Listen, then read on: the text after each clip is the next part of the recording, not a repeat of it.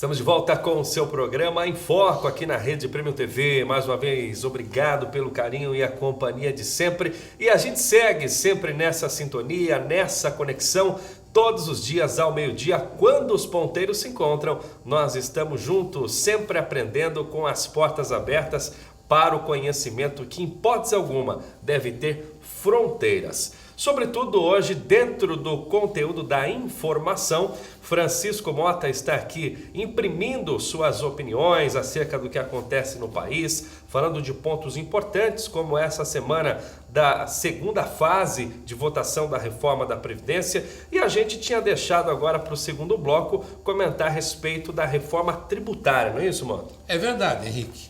Muito se fala sobre a necessidade da reforma tributária. Você conversa com empresários e, como você disse aí, 90% de quem trabalha nessas atividades são pequenas e microempresas, e o governo parece que começa a dar uma chacoalhada nisso, né? Houve uma medida do presidente livrando algumas profissões, como costureira, cozinheira, uma série de profissões, tirando a burocracia para que a pessoa possa se inserir no mercado de trabalho, gerar emprego, gerar uma renda, não apenas ali para sua família, né? Trazer uma movimentação na economia, facilitando, tirando alguns impostos. Muita gente não gostou, mas pelo menos vai trazer para a formalidade, que a pessoa possa recolher, faz o seu cadastro digital para poder recolher, para garantir pelo menos uma aposentadoria no futuro. Agora, o grande empresário, ele discute, né? O médio empresário, que é o que mais sofre, viu, Henrique? O médio empresário é o que mais sofre, porque ele tem muito pouco acesso ao dinheiro. Nós temos uma grande discussão no Brasil do BNDES, que houve um buraco, né? Durante 20 anos, o que se tirou dinheiro do BNDES para levar para obras para fora do Brasil, construindo aeroportos e portos em outros países, enquanto o Brasil precisando... Investimento em países africanos, né, onde não tem nem protocolo de segurança. Você lembrou bem, investimento em países africanos que dificilmente vão pagar de volta o dinheiro recebido. E de onde é o dinheiro do BNDES? Do trabalhador, do imposto que você paga. Então, o Brasil precisa retomar isso, e a reforma tributária é fundamental. O Brasil é um dos países que mais se paga impostos, Henrique. É muito imposto. E o serviço público, né? Óbvio, baseado na Constituição, em leis estaduais, em leis federais, cada vez mais ele vai fechando o contribuinte. Você hoje recebe diariamente, por carta, por telefone, o celular não para de tocar. É cobrança em todos os níveis. Eu comentava outro dia, Henrique, uma pessoa recebeu uma multa de trânsito em São Paulo, uma multa de R$80. Parem vocês, anote aí, uma multa de R$80. 3 meses depois, recebeu uma cobrança através do cartório, já estava protestado. E, pasme os senhores, 80 era o valor da multa. 43 é o reajuste em cima da multa. E o cartório cobrando R$33. Mais do que dobrou o valor. R$180, R$100 a mais. Muita coisa, mano. É muita coisa. Isso tem que ser revisto. Como pode os senhores deputados estaduais e os vereadores de São Paulo ter aprovado uma coisa como essa? Então, a reforma tributária tem que acontecer. Ela já vem, tem vários projetos no Congresso e agora parece que a coisa vai sair. E a população tem que ficar atenta. Tem que aproveitar, como eu disse, jornais, rádio, televisão, meios sociais e acompanhar a votação em Brasília. Os senhores empresários, chegou a hora de colocar a posição de vocês. O médio empresário, o micro, né, as entidades de classe, os sindicatos têm que retomar o seu papel de defender o trabalhador. Precisam se posicionar, né, Mota? Há muito tempo a gente não vê os órgãos de classe no país em geral. Você colocou muito bem. Sabe por quê, Henrique? O sindicato, as diretorias, viraram políticas partidárias. Aliás, eu acho um erro. Devia ser proibido o presidente, diretores de sindicato de classe, ser candidato a deputado. Eles perdem força. Eu acho que eles devem eleger deputados, mas nunca pessoas de diretoria. O cara é presidente de um sindicato, ele é candidato a deputado. Isso não pode, perde a força, né? Eu acho que isso é fundamental. E na reforma tributária, o papel das forças sindicais vai ser muito importante. Esperamos que aconteça, porque em seguida voltaremos um outro dia aqui, se você me der essa oportunidade, Henrique, para falarmos da reforma política, que é uma vergonha, e voltaremos a falar sobre isso. Sem dúvida, Mota. A gente fala com maior propriedade, inclusive ouvindo você falar a respeito do sofrimento dos empresários, né? Como eu bem disse, a gente trouxe aqui hoje mais de 90% das empresas no país são de pequeno e micro porte, né? Menor ainda do que o pequeno. Então, a economia ela precisa ser trabalhada dessa forma e atinge o bolso do contribuinte em todas as formas. O Mota trouxe bem o exemplo a respeito da vizinha que tomou uma multa, que a multa mais que dobrou o valor. A gente vê também, Mota, o pedágio, um valor muito caro, né?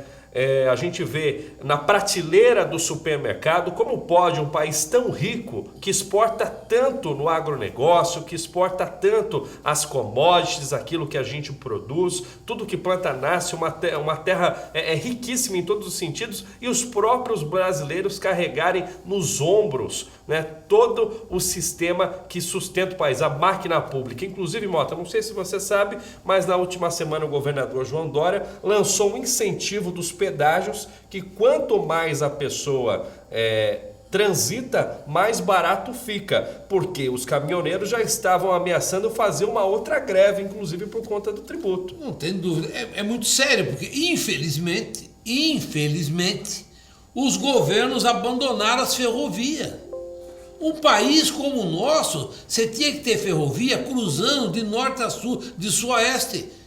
Ferrovia, essa é a solução para baratear o transporte, baratear a alimentação, facilitar o transporte das riquezas para os portos, né? Agora parece que o governo assinou para retomar a ligação para o Porto de Santos.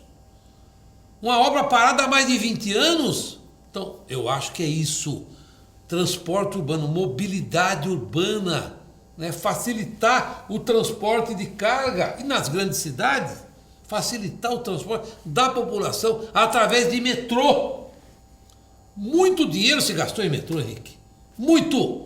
E não foi entregue. E não foi entregue, é muito parados pouco. Pela metade, monotrilho lá que a gente falou. Essa é a verdade. Né, você concorda, é isso? Sem dúvida. E eu acho fundamental também o papel dos municípios nessa estruturação, né, Mota? Que é uma coisa que a gente vê muitas vezes hoje espalhado pelo país, o prefeito que não é proativo. Ele assume o seu mandato, os vereadores assumem o mandato, mas na hora de procurar novas medidas, de fiscalizar, de fazer o trabalho que tem que ser realizado, a gente não vê ação. As pessoas dão sugestão, chega reclamação, a população questiona, mas efetivamente, Mota, essa proatividade municipal está longe de acontecer. Você colocou muito bem, eu agradeço essa oportunidade para estar comentando isso. Você que está nos assistindo, muitos jovens não sabem, eu tive a honra de ser vereador por mais de 10 anos na cidade de Osasco, e a minha experiência é muito interessante, porque era uma época, Henrique, que ainda estava chegando, né? No meu último mandato é quando chegou a internet, quando chegou os meios através de celulares. Até então, você, para ter acesso à notícia, era complicado. Era o jornal, como eu disse, era o rádio, e a comunicação entre as câmaras, entre as cidades, era uma dificuldade. Você tinha uma grande ideia no município, você fazia um requerimento, e esse requerimento ia para as câmaras municipais do estado, do Brasil, através de carta. Era muito complicado até chegar essa ideia. Até ser avaliado. Exatamente. Até ser votado, então, uma ideia boa que acontecia em Barueri, demorava para você passar essa ideia para um outro município. Hoje não. Hoje tudo acontece ao mesmo tempo. Então, o que é que falta? Você falou muito bem. Você pega, por exemplo, aqui a Grande São Paulo, né? A área metropolitana de São Paulo, ela é formada por 39 municípios. E você, imagine, para você que está nos assistindo entender o que eu estou falando, Você pega aqui, por exemplo, a região de Osasco, Carapicuíba, Cutia, Tabuão, Barueri e São Paulo. As cidades, elas se interligam através de ruas. Às vezes numa rua, um lado é São Paulo, um lado é Osasco, um lado é... Então é tudo muito perto. Então a questão da segurança, ela já não é apenas uma questão da cidade de Osasco. Unificada, né? É uma questão da região oeste. A questão da educação, mesma coisa. A questão da saúde, é muito importante que os prefeitos conversem. Porque você pode ter o atendimento básico nas cidades e atendimentos específicos as regionais, né, em cada cidade. Então, um exemplo, Barueri, uma especialidade na área de cardiologia, poderia receber pessoas de todos os municípios. Osasco, um outro segmento, Itapevi, seria fundamental isso, você descentralizar os atendimentos especiais e reforçar o atendimento básico, que é isso que a população precisa. Porque hoje nós temos aí, Henrique, mais de 13 milhões de pessoas desempregadas. Muita gente deixou de pagar o plano de saúde. É muito caro. É muito caro, dificilmente você tem condição de pagar um plano de saúde. A não ser o funcionário público, que ainda, obviamente que não são todos, mas o funcionário público, que tem pelo menos garantia de emprego e de salário, ele pode assumir o pagamento de um plano de saúde. Na iniciativa privada é muito difícil. Verdade. Perfeito? Verdade. Então, é muita coisa que precisa ser revista, ajustada, e falta a maior força que existe na face da Terra, no universo, se chama interesse, né? Então acho que mais ou menos tudo que a gente trouxe aqui no programa Em Foco hoje, né, Mota, de sugestões que precisam ser feitas, até da busca da informação pela sociedade, através de coisas que acontecem no mundo onde a gente vive, é através do interesse. Quero agradecer sua presença, viu, meu irmão? Aí, que legal, eu que te agradeço, sempre que for possível. Estamos à disposição, e você que nos assiste, né, é importante, né? Um programa como esse é fundamental. Às vezes você acha chato, esses caras falando aí, dando opinião.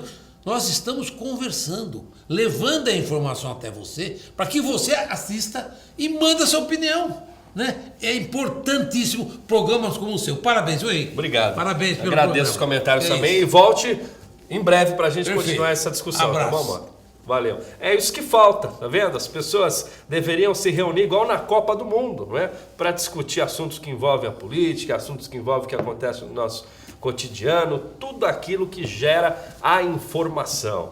Agradeço a você mais uma vez pela companhia de sempre, e amanhã estamos de volta, ok? Um grande abraço e até lá.